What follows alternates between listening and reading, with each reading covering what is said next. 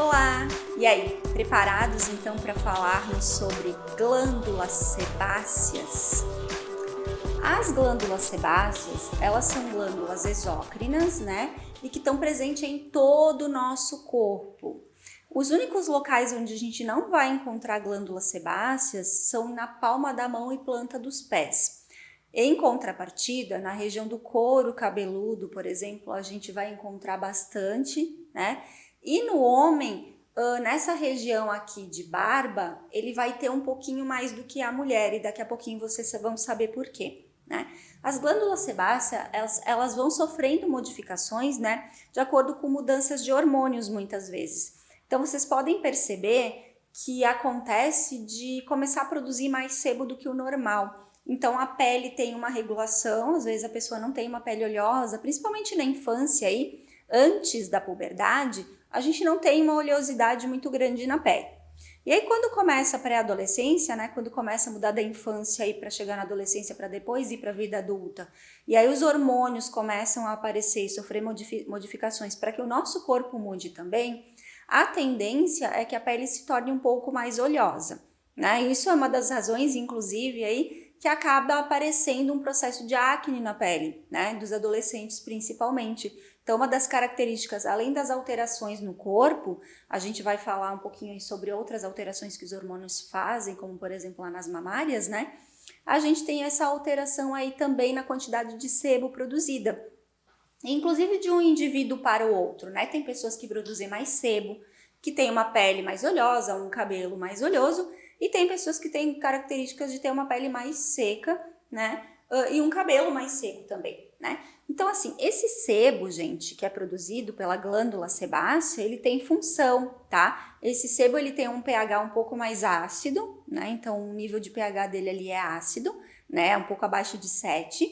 E aí, com isso, ele vai ter função de lubrificação, né? Então, aquele sebo que é produzido, aquela oleosidade que é produzida pela pele, ela vai ter uma função de manter a hidratação, de manter a nutrição, tanto que indivíduos com pele oleosa, eles têm uma tendência a retardar o processo de envelhecimento. Bem legal, né? Tem que ter algo de positivo em ter uma pele oleosa, né? Então aí tá aí uma coisa positiva da pele oleosa, tá?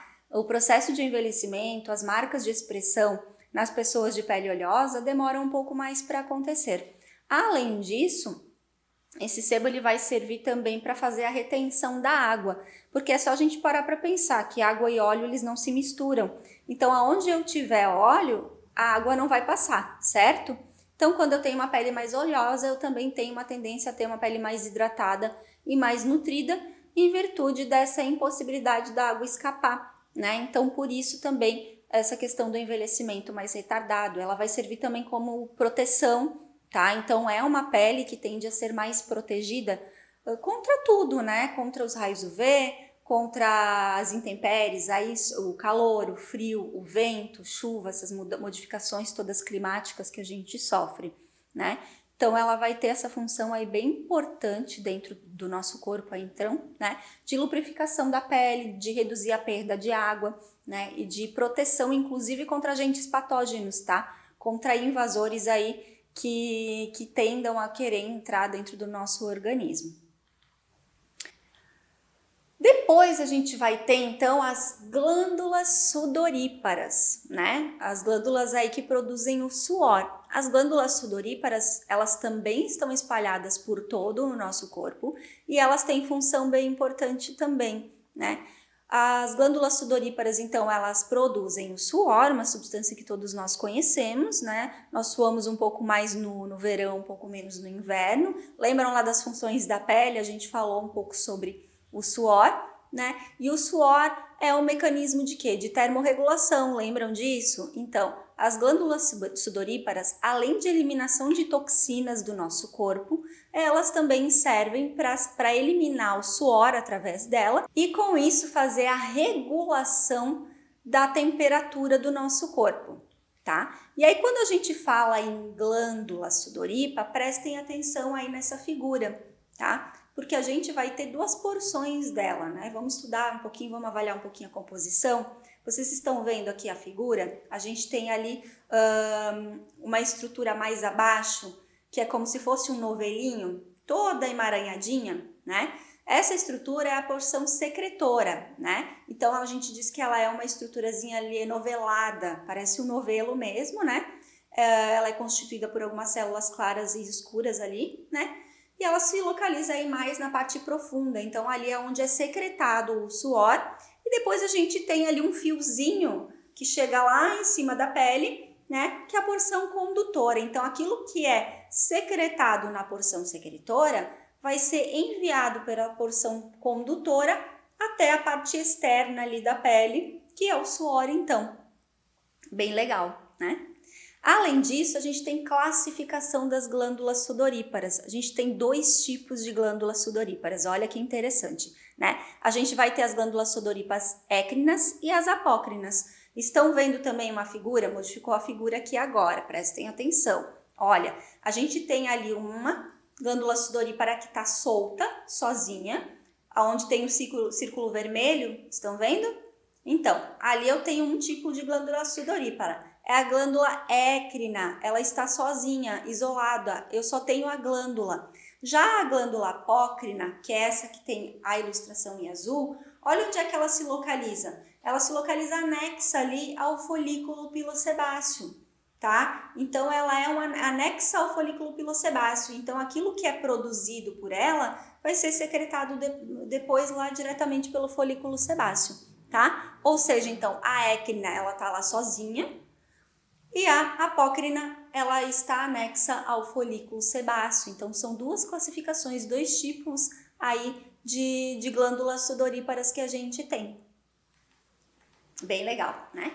E aí, então, o que ela produz? Ela produz o suor, né? O suor é uma substância aí que ela é rica em sais minerais e outras coisas aí que ele produz, né? Ele vai ter uma função, então, bem importante aí de liberação de toxina, de liberação de água para a gente manter a temperatura corporal. E aí uma coisa que é interessante que vocês entendam é que muitas vezes quando a gente sua bastante, a gente acaba ficando com odor, né? Principalmente na região axilar. Porém, o suor ele não tem cheiro, gente, tá? Então não é o suor que tem cheiro. O que acontece é que a gente tem micro-organismos, né? Lembram lá das camadas da pele que eu falei para vocês sobre o extrato micróbio, sobre a microbiota, o ecossistema que vive lá na nossa pele, cheio de micro-organismos, né?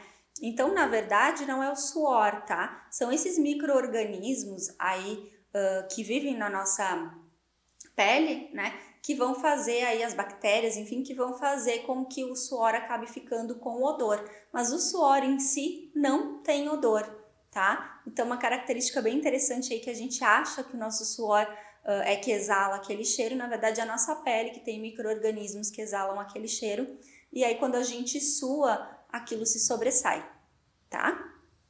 Para vocês saberem aí então, né?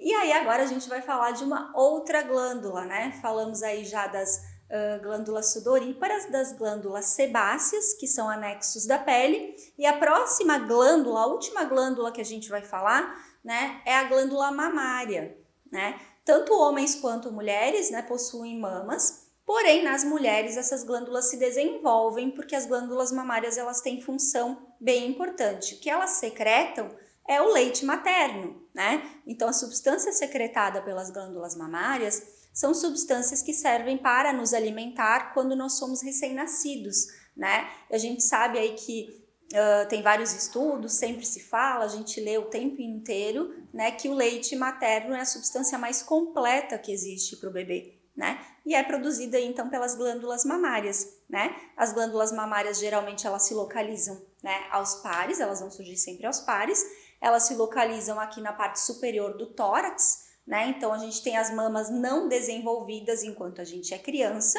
né?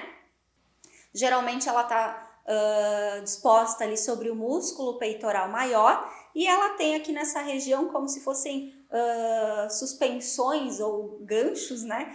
Suspensões que servem para sustentar o peso da mama, né? Porque obviamente a mama feminina ela tem um peso maior do que a masculina, já que ela tem muito mais gordura além das glândulas, né? Ela também é formada aí por fibras nervosas, vasos sanguíneos, vasos linfáticos, A gente tem um sistema linfático bem vasto nessa região da mama, e é disso que ela é formada então. E as glândulas mamárias, elas ficam mais próximas ali à região do mamilo mesmo, que é por onde o bebê vai sugar, né, vai fazer a sucção então do leite materno. Se vocês observarem aqui na figura, vocês percebem então que nós temos todas as glândulas ali, né? Tem um aspecto até que parece uma flor, na verdade, né? Então a gente tem o mamilo ali como se fossem várias pétalas de uma flor ali, a gente tem as glândulas mamárias. Como eu falei, nos meninos elas não se desenvolvem, né?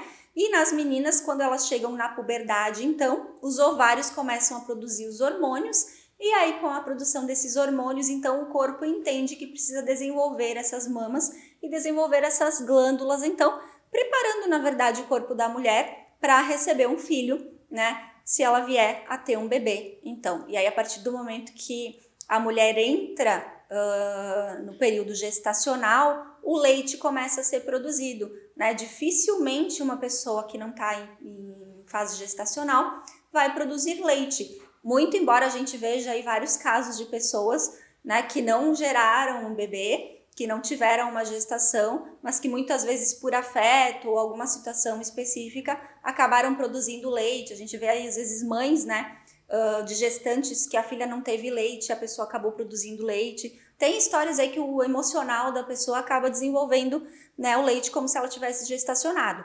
Mas da forma natural como deve ser mesmo, a pessoa que está gestante é que vai produzir, através dos hormônios aí que alteram para o corpo saber que tem um bebê sendo gerado, vão produzir o leite, então, essa glândula mamária, inclusive, ela se desenvolve, ela fica maior, né, mais inchada, e ali, então, ela passa a produzir o alimento para o bebê, né? O nosso corpo, ele é muito inteligente, ele sabe tudo que ele faz, né? E é por isso que eu acho incrível a gente falar sobre cada uma dessas coisinhas que são produzidas, de que forma isso acontece. E aí, mais uma vez, os hormônios aí, olha, tendo uma função importante de comunicar ao nosso corpo. Olha, ela sofreu uma modificação e aí agora o corpo da pessoa precisa mudar, né? A menina agora ela tá começando a se tornar mulher, então a mama tem que se desenvolver, o corpo dela tem que mudar, tem que se desenvolver. Aí a pessoa engravida, começa a ter uma gestação, os hormônios avisam o corpo que tem um bebê sendo produzido ali, para que o alimento para esse bebê passe a ser produzido pelas glândulas mamárias, né? Então o nosso corpo, ele é todo pensadinho, ele é todo inteligente, né? Ele faz as etapas todas da forma como elas devem acontecer. Muito legal, né? A gente volta daqui a pouquinho para falar de unhas.